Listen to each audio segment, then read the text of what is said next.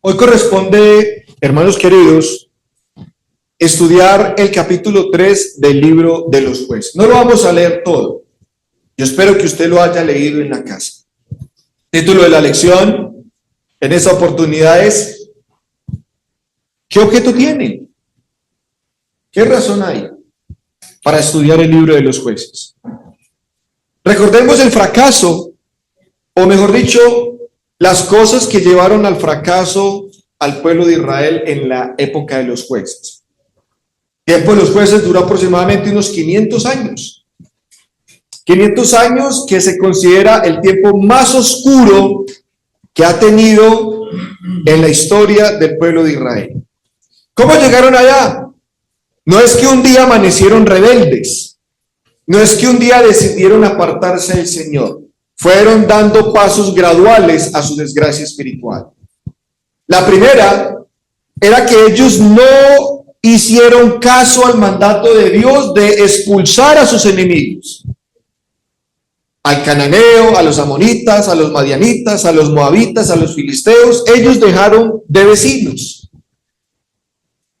Y tuvieron poca distancia con ellos.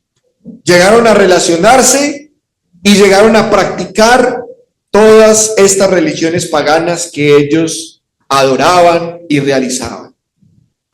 Estos paganos llegaron a ser más adelante el aguijón para su vida espiritual.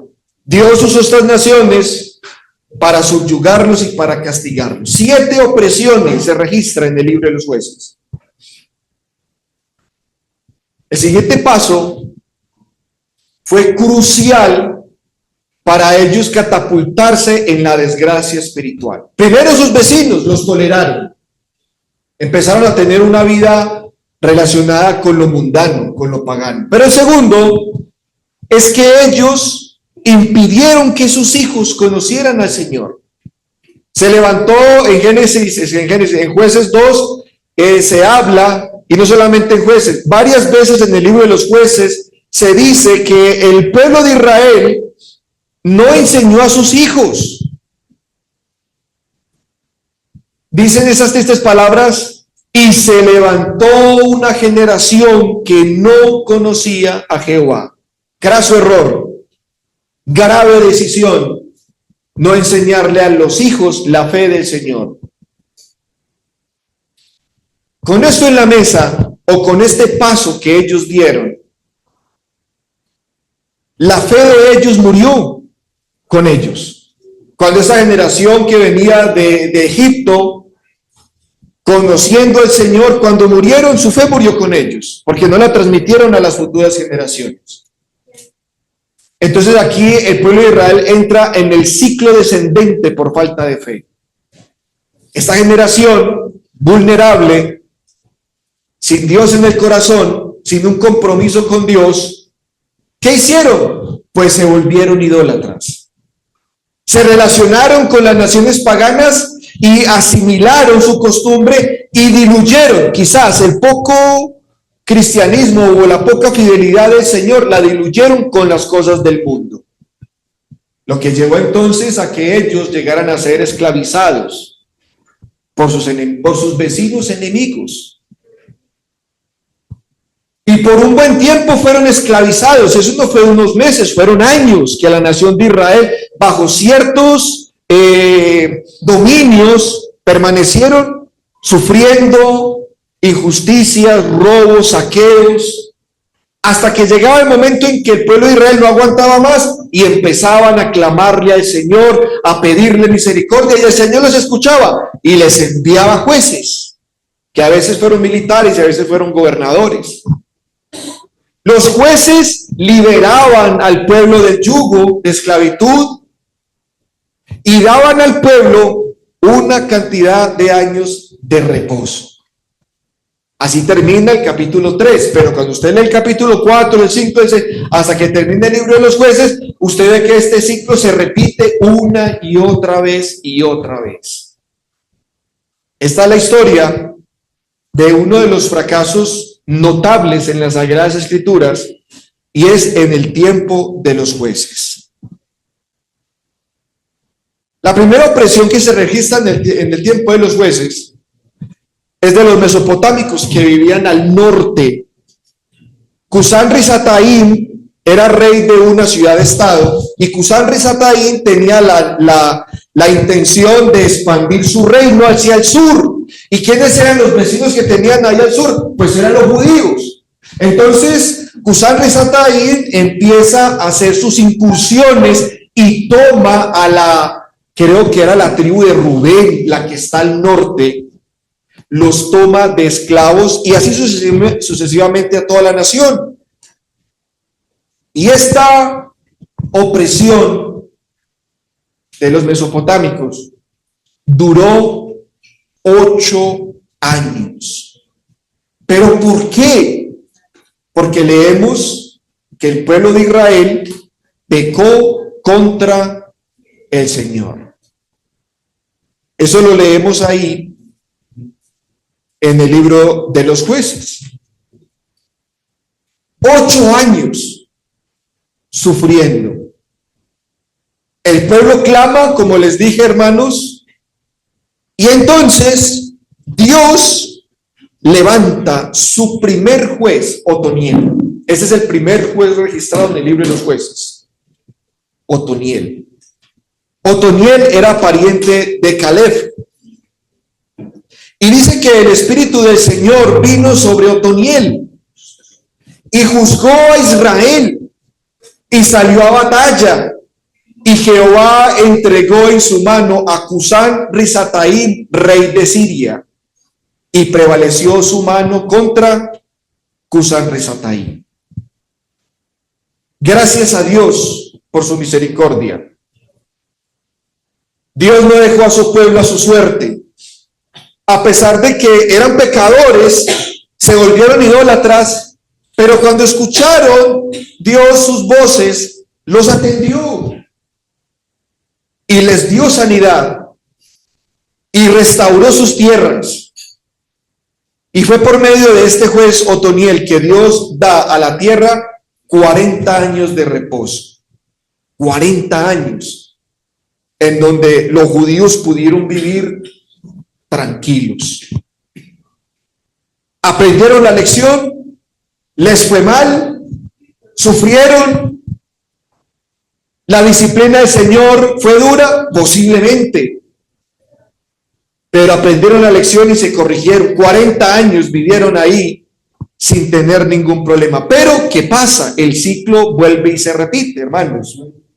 El pecado empieza a surgir en ellos. Y dice ahí Jueces 3, versículo 12, para que usted lo apunte en la Biblia, dice, volvieron los hijos de Israel. Esa palabra volvieron se repite en el libro de los Jueces. Volvieron los hijos de Israel a hacer lo malo ante los ojos de Jehová. ¿Y qué hizo Dios? Bueno, y Jehová fortaleció a Eglón, rey de Moab. Moab quedaba al occidente del pueblo de Israel. Los moabitas vivían al otro lado del Jordán. Entonces este rey Eglón, que era moabita, dice ahí el versículo, la última parte, por cuanto habían hecho lo malo ante los ojos del Señor. Una vez más, entonces, aquí permite que una nación, los moabitas, vinieran y conquistaran la primera ciudad que se encontraba cuando usted cruza el Jordán. La primera ciudad que se encuentra en la nación de Israel es Jericó, la ciudad de las palmeras, muy bonita. Esa fue la primera ciudad que Eglón tomó.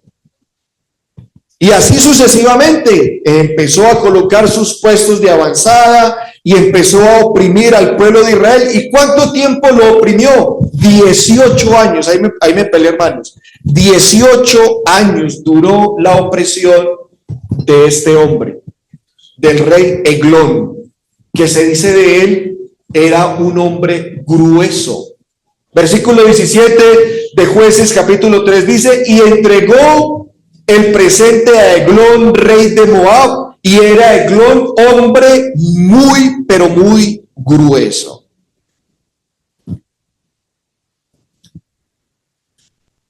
Se dicen 2 veces del rey de Moab, Eglón, que era un hombre obeso, que era un hombre grueso.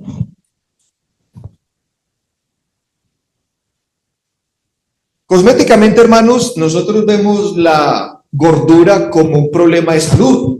Usted va al médico ahora y lo pesa y le dice, hermano, usted está sobrepeso. Eso no está bien. Tiene que empezar a rebajar. Haga esta dieta. Usted tiene el colesterol elevado, tiene grasa en las vísceras, mucho problema con su corazón, ojo con las arterias, y empieza usted a tener una dieta estricta, porque nuestro concepto hoy en día de la gordura es que está mal. Pero en los tiempos bíblicos, en los tiempos donde estamos nosotros leyendo, ser gordo era sinónimo de prosperidad. En África, la gente dice, ¡ah, ese hombre es grueso! Esa mujer es gruesa. Y uno dice, grueso, pero ¿qué tan grueso será? ¿Será que fornido, gordo? No, grueso para los africanos es un hombre de dinero, próspero. Miren, hermanos, resulta que cuando este hombre, Eglón, su figura muestra la riqueza y la prosperidad que él tenía. En contraste con la nación de Israel, este hombre había diezmado a la nación de Israel, les había quitado sus tierras, sus frutos, sus campos, para él enriquecerse y para él volverse lustroso, grueso, gordo, ancho. Y el pueblo de Israel flaco, hermanos, aguantando hambre, llevados, porque esta nación moabita los estaba exprimiendo. Imagínense entonces, este hombre Eglón hacía de Israel, o hizo de Israel, un festín. Este hombre era un hombre opulento, lleno, con la riqueza del saqueo y de la rapiña. Tenía a Israel diezmado durante 18 años. 18 años castigados. Pero Dios levanta a un juez que se llama Ahod. Y Ahod era zurdo. Y él tenía una daga de doble filo. Y él la cargaba constantemente. El pueblo de Israel lo nombró tesorero, porque era el encargado de recoger el impuesto para llevarlo directamente a Eglón. Así que Ahod tenía una oportunidad, y era que él cada vez se veía con el rey moabita y les llevaba el impuesto que tenía que pagar Israel. Pero en una oportunidad, Ahod vio el chance de matarlo. Y dice la escritura ahí en Jueces capítulo 3, versículo 19, dice, mas él se volvió desde los ídolos que están en Gilgal, o sea, Ahod, y dijo, rey, póngale cuidado la astucia que tuvo este juez. Le dice a Eglón, rey, una palabra secreta tengo que decirte. Y Eglón, pues curioso y muy interesado, que el hombre era bastante interesado, dice ahí el versículo, entonces dijo, calla. Y salieron de delante de él todos los que estaban con él. Ahí está la oportunidad para Ahod. Salen todos los siervos, y lo que hace Ahod es, como dice el 22, de tal manera que la empuñadura entró también hasta tras la hoja, y la gordura cubrió la hoja, porque no sacó el puñal de su vientre y le salió estiércol. O sea, Ahod mató a Eglón, lo apuñaló en el estómago y le metió toda la daga, y no se la sacó, se la dejó ahí. Le dejó el puñal adentro y el hombre murió. ¿Pudo escapar? Silenciosamente, porque él estaba ahí con el rey nomás. Ni los siervos de Eglón se enteraron. Y tuvo la oportunidad de escapar. Ninguno de sus ayudantes estuvo ahí en la casa. Así que Ahod se devolvió a Jericó. Y entonces dice la escritura que a partir de ahí, hermanos, la Biblia nos enseña que en ese día mataron 10,000 de los mejores guerreros de Moab.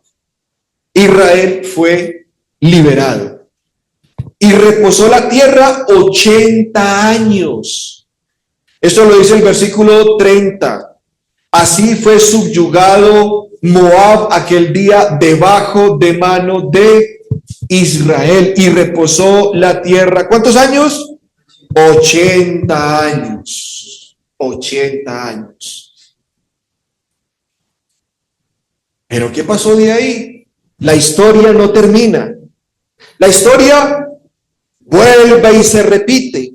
El pueblo de Israel pecó contra el Señor, se volvieron idólatras, se fueron tras las costumbres paganas y asimilaron nuevamente la costumbre de las naciones.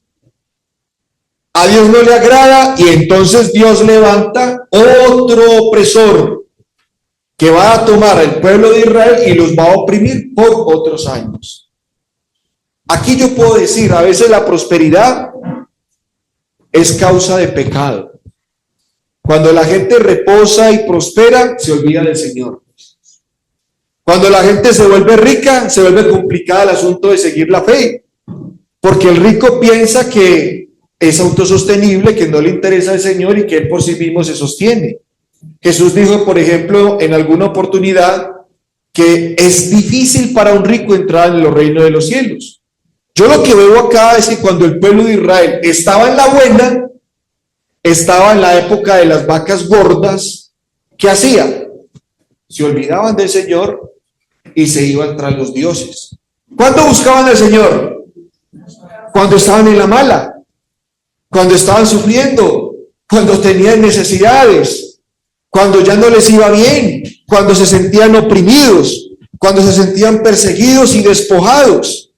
Bueno, esa es la historia del pueblo de Israel. Cuando usted lee Jueces capítulo 3, entonces se narra los tres primeros jueces: Otoniel, Ahod y Samgar. Los filisteos fueron los que tuvieron lugar en la siguiente opresión. Los filisteos se levantaron y oprimieron al pueblo de Israel. El resto de la historia de estos filisteos con Israel no se cuenta cuántos años fueron oprimidos.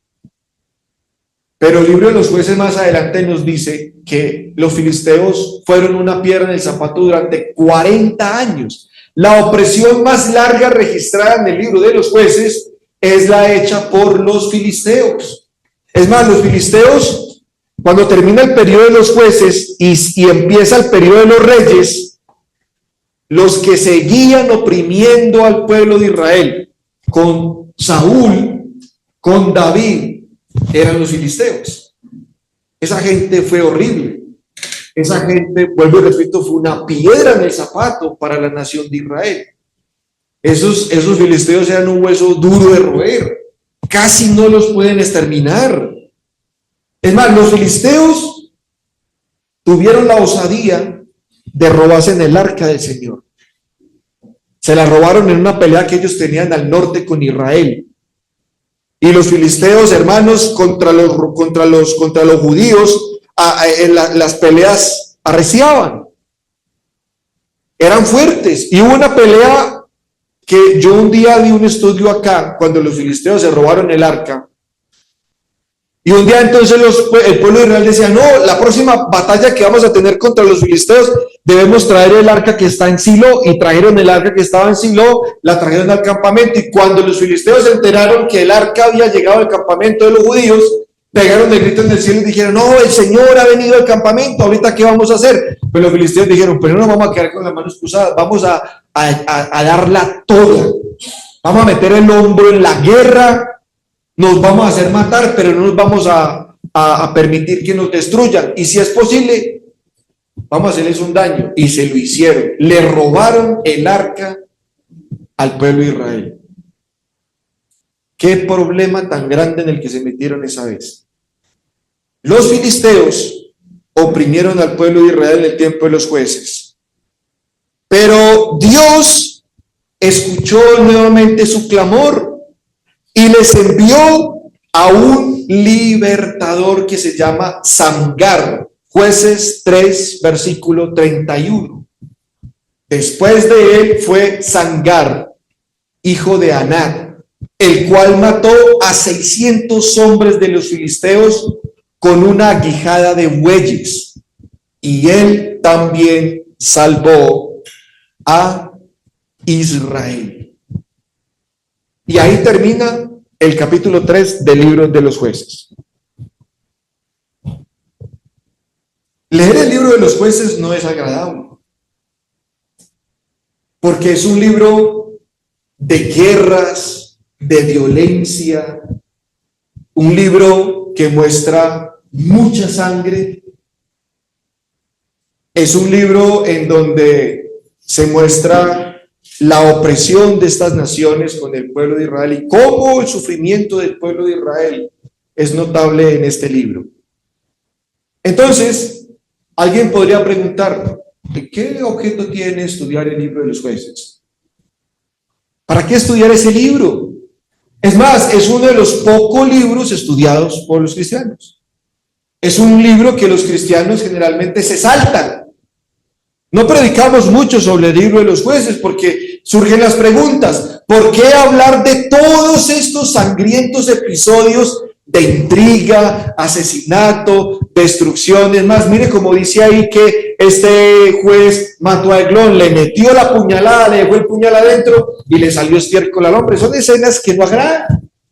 Y alguien dice, pero ¿para qué, hermano, para qué estudiamos la Biblia si esas partes de la Biblia son eventos sangrientos, asesinatos, destrucción? Hay hermanos que no le ven nada bueno al libro de jueces. También preguntan, ¿por qué estudiar personajes tan impíos? Y eso pues que no hemos llegado al colmo del pecado. Hay unos capítulos más adelante en donde hay un evento bárbaro, una violación grupal a la esposa de un sacerdote horrible, o sea, el colmo de la depravación que el hombre pueda llegar. Uno de los peores casos, hermanos, bárbaros, brutales que hay en la Biblia es de una mujer en el libro de los jueces, cómo la violaron y la destruyeron. Y alguien dice, bueno, ¿por qué vamos a estudiar los personajes tan malos? Mano, qué libro tan desagradable. Basta con ver noticias. Uno prende las noticias y ve muertes, asesinatos, accidentes, destrucción, guerras. No, hermano, sobra con ver noticias. Y ahora uno va a la Biblia y encuentra este tipo de libros, este tipo de narraciones llenas de sangre. Si usted escurriera el libro de jueces, estila sangre. Entonces, ¿por qué desperdiciar el tiempo contando acerca de derramamientos de sangre de Israel en la antigüedad? Alguien puede tener razón con estas preguntas y decir, yo no le veo objeto estudiar el libro de jueces. ¿Para qué estudiamos el libro de jueces? No le veo algo bueno en ese libro, por lo que yo veo ahí. Pero hermanos, Dios lo dejó ahí. Y hace parte de la Biblia. Hace parte de la inspiración de Dios. Y a él también se aplica, el texto de Romanos 15. Porque las cosas que se escribieron antes para nuestra enseñanza se escribieron a fin de que por la paciencia y la consolación de las Escrituras tengamos esperanza. Así dice el versículo. No queda exento el libro de los jueces. Cuando estudiamos el libro de los jueces, encontramos nosotros una bendición. Pero, ¿por qué estudiar el libro de los jueces, hermanos? La respuesta está en el libro de los jueces. Abra capítulo 3 para que subraye dos versículos que le quiero mostrar. Cuando alguien le pregunta, bueno, a mí no me interesa estudiar el libro de los jueces. Bueno, se pierde de unas dos grandes enseñanzas que las vamos a ver a continuación. ¿Por qué estudiar el libro de los jueces? La primera razón se encuentra en el capítulo 3, versículo 4. Dice, versículo 2. Solamente para que el linaje de los hijos de Israel, mire cómo dice, conociese la guerra, para que la enseñasen a los que antes no la habían conocido. ¿La cogió? Ahí está. ¿Para qué el libro de los jueces? Era para que el pueblo de Israel conociese la guerra. La guerra. Y para que se la enseñase a los que no la habían conocido.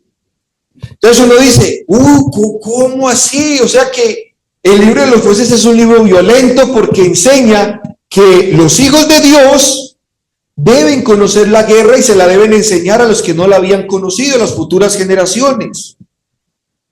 Bien, hermanos, metámonos en el contexto del libro de los jueces. La tierra prometida no era un lugar vacío. Cuando Dios le prometió a Abraham una tierra prometida donde fluye leche y miel y que ellos iban a tomar posesión, no era un lugar vacío, era un lugar que estaba ocupado y era un lugar peligroso. Josué, cuando los introduce a ellos y empieza a sacar todas esas naciones de ahí, las que más pudo, eso fue a punta de espada, eso fue a punta de la guerra. Pero esa generación pasó. Entonces las futuras generaciones debían aprender el arte de la guerra. Porque los judíos que venían de Egipto, ellos eran esclavos, ellos no eran soldados, eran trabajadores y granjeros. No eran duchos en el arte de la espada, en el arte de la guerra. Ellos eran esclavos. Entonces ellos debían prepararse y tener la experiencia para lo que venía después. Dios les había dicho, bueno, ustedes tienen que conocer la guerra para lo que se viene después. Deben aprenderla, porque las batallas vendrán. Vendrán las confrontaciones. Los tres primeros líderes, Otoniel, Ahod y Samgar, estaban preparando a la nación para las grandes batallas que vendrían después. Y aquí está la lección para nosotros, mis hermanos queridos. ¿Por qué estamos estudiando el libro de los jueces? Para que conozcan la guerra, para que conozcamos que nos debemos preparar para la batalla, para que entendamos que el cristianismo es una experiencia que debe tener preparación militar. La preparación de Israel nos recuerda un comentario de un hermano más lucado que decía: puede que Dios nos haya ayudado a través de una tormenta cuando usted cumplió 30 años, digámoslo, pongamos un ejemplo. Pero esa tormenta que usted experimentó en los años 30 o en sus años de 30 años, en su vida de 30 años, lo preparó o lo está preparando para el huracán que le vendrá en una edad avanzada. El pueblo de Israel debía aprender la guerra para las batallas que iban a venir más adelante. Y aquí está la lección, hermanos. Nosotros como cristianos hemos sido llamados para conocer la guerra, para prepararnos en las batallas futuras. Usted y yo hemos tenido tormentas en la vida espiritual. Esas tormentas nos han preparado, hermanos, hemos sufrido y nos han preparado ¿para qué? Para lo que se viene adelante. El apóstol Pablo decía, hermanos, que la vida cristiana es una vida de un continuo combate. Efesios capítulo 6 nos dice que nos tenemos que colocar la armadura de Dios. Dios no nos ha llamado a vivir en cama de rosas. Dios nunca nos prometió un camino idílico, un camino color de rosa. El cristianismo no es color de rosa. Si un hermano o una hermana se convirtió pensando en que la vida le va a sonreír siendo cristiano, déjeme decirle que no. La razón por la que estudiamos el libro de los jueces es que ellos deben aprender la guerra para las futuras batallas. Así que, hermanos, cuando salimos de una tormenta, se aproxima, hermanos, también un ciclón, un huracán. Y esas tormentas que hemos experimentado nos sirven para las batallas que vienen. ¿Por qué estudiar el libro de los jueces? Aquí vimos la primera razón, que tenemos que prepararnos para la batalla. La segunda razón está en el capítulo 3, versículo 4. Apúntelo, hermano, por favor. Capítulo 2 y versículo 2 y versículo 4 está la razón por la cual debemos estudiar el libro de los jueces. Dice ahí, y fueron ¿para qué? Para probar con ellos a Israel, para saber si obedecerían a los mandamientos de Jehová, que él había dado a sus padres por medio de Moisés. Esta es la segunda razón y aquí está la segunda lección para esta mañana. La lucha de Israel, que leemos en el libro de los jueces, el sufrimiento que ellos padecieron por sus pecados en el libro de los jueces, nos abren los ojos a algo terriblemente que usted y yo poco reconocemos, y más en nuestros días. Una cruda realidad que a veces no queremos aceptar, y es que vivimos en una era obsesionada por la comodidad. Vivimos en una época en donde la gente está obsesionada por la comodidad que da el materialismo. Y tenemos casi poca tolerancia para el dolor o el sufrimiento. Y aún cristianos, trabajamos y nos esforzamos por tener una vida de comodidades. Y no queremos vivir incomodidades. No queremos sufrir. No queremos que nos corten la luz, que se vaya el agua. No queremos enfermarnos. No queremos perder los bienes materiales, mucho menos perder la salud. No queremos vivir incomodidades. Porque la sociedad en que vivimos se ha obsesionado, y a muchos cristianos ya les está pasando, que nos estamos obsesionando con la vida cómoda. No queremos sufrir.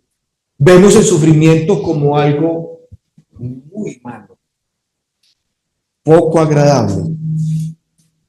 No, yo en mi casa cómodo, no me interesa, mi propósito es tener una vida relajada, vivir al ancho, no sufrir, tratar de resolver toda mi vida. Eso buscamos nosotros, resolver nuestra vida. Y trabajamos materialmente para eso, tener una vida cómoda. Y hay hermanos que ya se obsesionaron con la comodidad. Conozco muchos predicadores que no quieren incomodarse. No, yo ir a predicar por allá, tan lejos, mosquitos, el calor, a tener yo que vivir por ahí o dormir en cualquier lugar, la comida me cae mal. No, déjenme aquí quieto. Yo no quiero sacrificar la comodidad de mi casa por ir por allá yo a hacer una obra de evangelización. No. Déjeme decirle, hermano, y puede que le choque, pero yo conozco muchos predicadores americanos que no quieren salir de allá. No quieren salir de allá. Porque viven en una burbuja de comodidad. Eso es una maravilla. Usted va a Estados Unidos, usted se queda aterrado. Es una maravilla. La vida material está resuelta. Hermano, vámonos a predicar al Amazonas. Hermano, pero ¿a qué vamos a ir allá? ¿Allá hay avión? ¿Se puede llegar en avión? No, y si nos toca irnos en otro vehículo, ¿qué? No, hermano. Mosquitos, el calor, la humedad. No, yo más bien, ¿sabe qué? Pagamos para que usted vaya, para que vayan otros. Yo no quiero ir allá metido. No.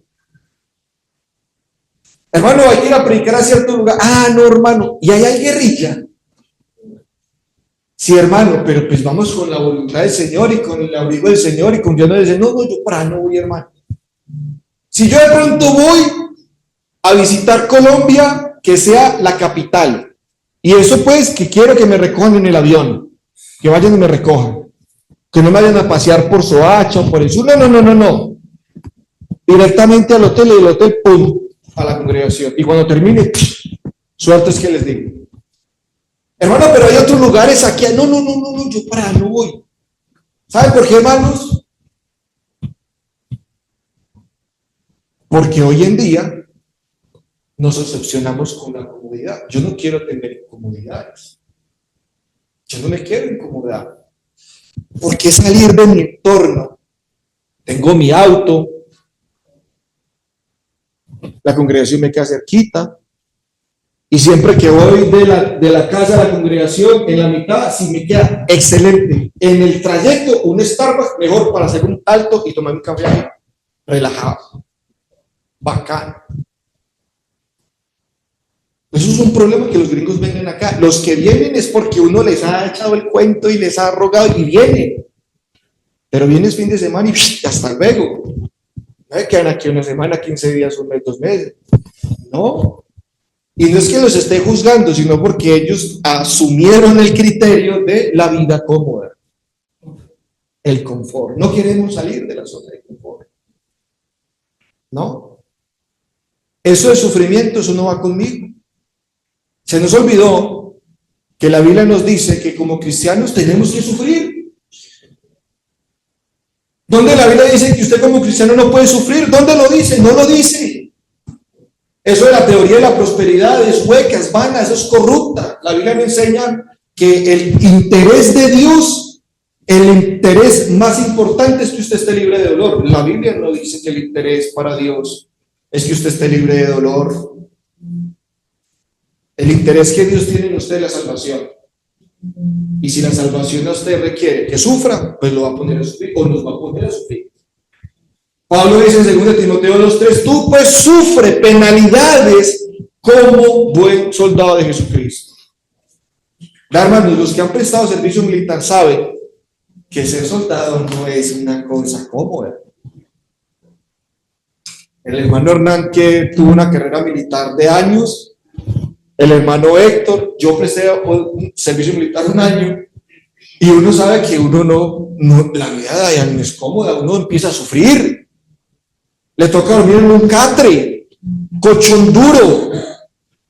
Y ni se diga los que trabajan y los que les tienen que prestar servicio en una compañía de contraguerrilla, en el monte, armar un cambucha allá en 2 palos, armar una carpa ahí, al sol y al agua, al frío y al calor, meterse por ríos, pantanos, los mosquitos, las enfermedades, expuestos a la lesmaniasis, toda la cantidad de cosas que los soldados sufren, y súmele el conflicto armado. ¿Cuántos soldados han perdido la vida o sus miembros han quedado cojos, mutilados, porque les explotó una granada y quedaron destrozados? Su cuerpo quedó destrozado. El hecho de estar lejos de su familia, comer cualquier cosa, que se acabó la ración de campaña, tocó matar un gallinazo, mano. Eso no es una cosa. Hombre, el que se vuelva militar es porque tiene vocación para eso, le cuento. Tiene agallas para eso. Y Dios dice que como cristianos somos soldados. ¿Y como soldados qué? ¿Cómodos? ¿Relajados? No, dice, sufre penalidades como buen soldado de Jesucristo. Y es más, el maestro en quien nosotros creemos, ¿qué dice la Biblia de él? Varón de dolores, pero yo como seguidor de Cristo, yo no quiero experimentar el dolor. Yo le rehuyo a eso.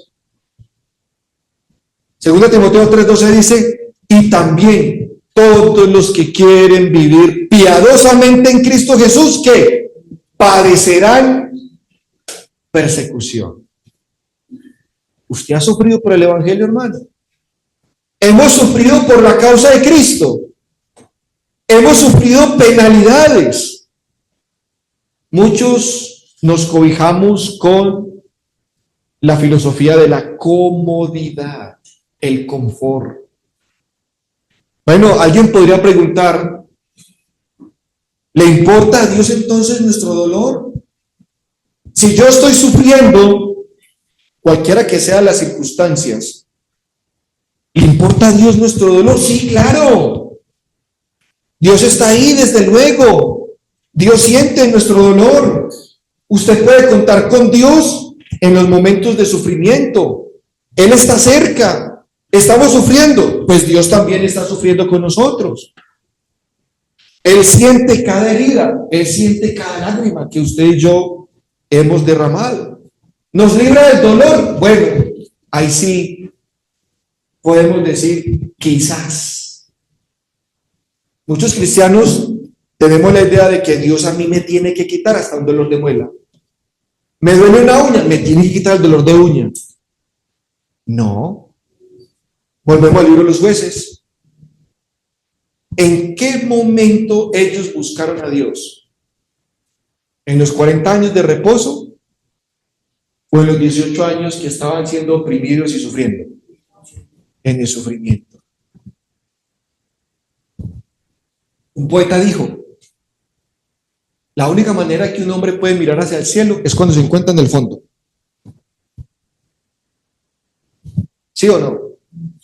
Uno le enseña a un hijo muchas lecciones de vida y no le presta una atención. Uno cree que es uno para ellos es un desactualizado, uno es un bruto, uno no sabe, uno no conoce, uno es ignorante. Y el hijo es arrogante, los hijos y las hijas son arrogantes en ese sentido. Y uno les enseña y no aprenden. ¿Sabe cuándo aprenden? Cuando la vida les da duro. Ahí sí ven para el cielo. El hijo pródigo, ¿dónde aprendió las lecciones de amar al papá, de valorar las cosas, de ser buen administrador, de llevar una vida recta? ¿Estando en casa de papá? No.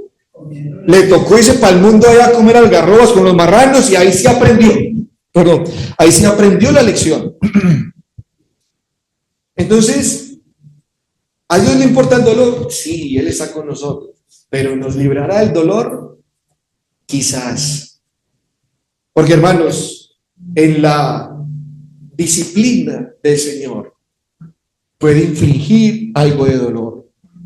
Hebreos 5:8 dice de Jesucristo, y aunque era hijo, por lo que ¿qué? Padeció, aprendió la obediencia. ¿Sabe el pueblo de Israel dónde aprendió la obediencia? Cuando padecía. Uno como militar, ¿cómo aprende las cosas? Hay un lema que tiene el ejército: la letra con sangre entra, y eso es verdad. Usted le dice al soldado, soldado, el soldado no, marrullero, pero póngalo a voltear, póngalo a hacer ejercicio, póngalo a hacer jumbos, póngalo a hacer gimnasia rítmica americana con ese fusil como es de maluco, y verá que ahí el soldado aprende. Aprende, hermano, a la obediencia. Lo hacen sufrir a uno, hermano, y ahí uno aprende. Eso es un principio que no. ¿Cómo aprende uno la obediencia? Cuando padece, cuando sufre. Por eso, cuando usted lea Jueces 3, 2 y 4, dice que Dios dejó a las naciones paganas para que aprendieran la guerra y para que aprendieran ¿qué? La obediencia. Si iban o no a seguir los mandamientos del Señor. Proverbios 3, 11 y 12 dice: no menosprecies, hijo mío, el castigo de Jehová, ni te fatigues de su corrección, porque Jehová al que ama castiga, como al padre al hijo a quien quiere. La disciplina del Señor no nos gusta mucho, porque es que a veces la disciplina del Señor me saca de la zona de confort, de la comodidad, a una vida incómoda. ¿Cómo podemos nosotros entender nuestra relación con Dios si dejamos a un lado el sufrimiento? Que a veces es un instrumento para castigar, pero también para que el hombre aprenda muchas lecciones. Hay lecciones, hermanos, déjeme decirle, que uno no aprende desde el púlpito ni leyendo Biblia. Hay lecciones que uno aprende en carne propia, ¿sí? Cuando uno sufre. La disciplina del Señor a veces es dolorosa. Mateo 18:8 dice: por tanto, si tu hermano tu pie te es ocasión de caer, córtalo Adiós mano, adiós pie. Porque mejor te es entrar en la vida cojo manco que teniendo dos manos o dos pies ser echado en donde, en el fuego eterno.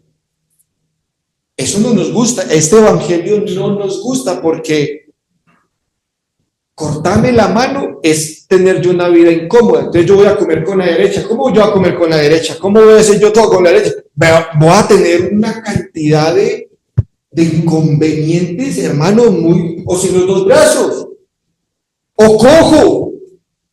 ¿Ustedes creen que una persona que tiene un cuerpo mutilado, tiene una vida cómoda? Pasa muchos trabajos. Pero a veces, hermano, las cirugías espirituales son necesarias y las cirugías a veces nos tienen que sacar de la zona de confort.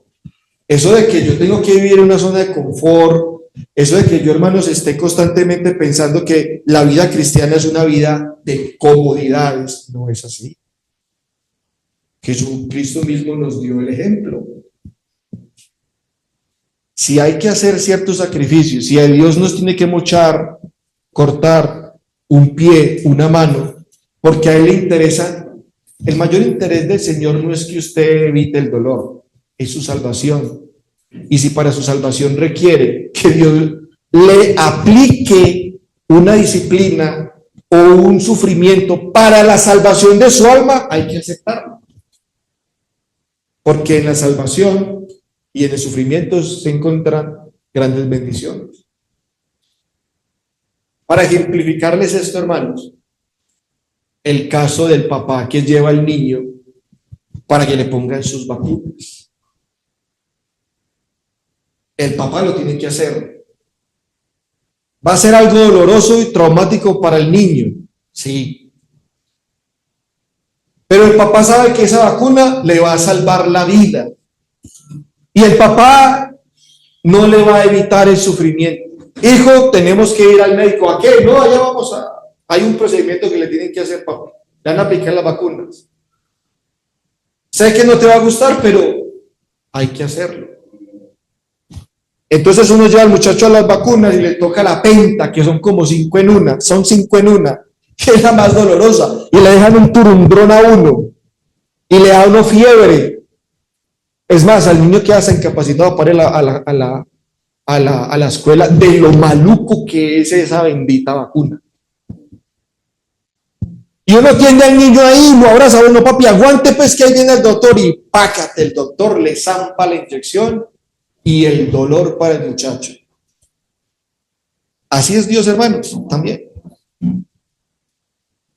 Entonces el dolor tiene varias explicaciones. Hay dolores que son malos, hay dolores trágicos, hay dolores que a veces son fatales, pero hay dolores en donde debemos entenderlos, que es la amorosa disciplina del Señor.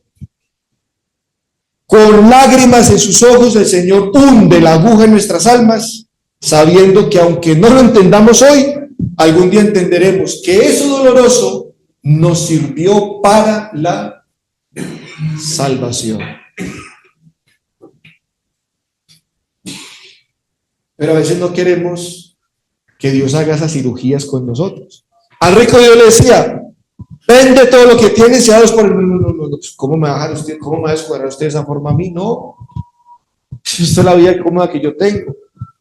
Entonces, si no aceptamos, hermanos, los planes del Señor para nuestra vida, y aun cuando esos planes sean dolorosos, nos estamos perdiendo desde nuestra salvación. Y con ese pensamiento quiero dejarlos, hermanos, para que meditemos. El interés más importante para Dios no es vernos libres de dolor.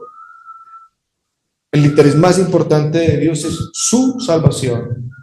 Y si para su salvación le toca a Dios infligirle dolor, debemos aceptarlo. Y el ejemplo que tenemos nosotros es en el libro de los Jueces, del cual hemos aprendido hoy 2 lecciones. Prepararnos para la guerra y aceptar, hermanos, la disciplina del Señor, el dolor que el Señor puede infligir en nuestras vidas, que es para nuestra salvación. Dios los bendiga, hermanos.